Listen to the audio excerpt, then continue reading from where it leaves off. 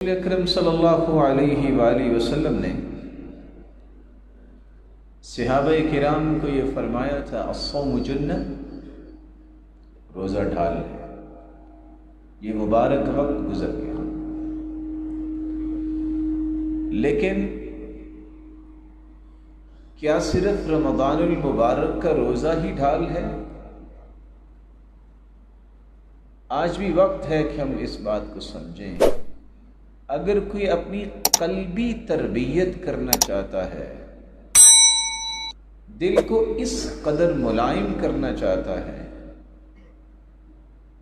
کہ سال کے ہر دن اس کا دل اللہ کے ہاں ایک پیارا دل بن جائے، تو اسے چاہیے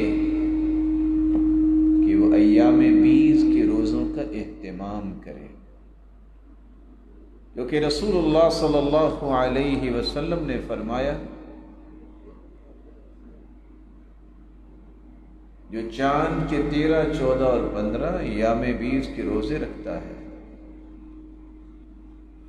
یذهبن وحر الصدر،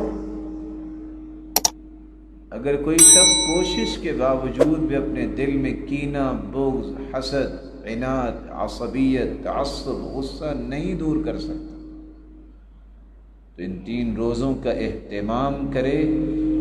اللہ ذوالجلال کی توفیق سے یہ 3 روزے اس کے دل کی ایک ایک علائش کو کرید کے صاف کر دے۔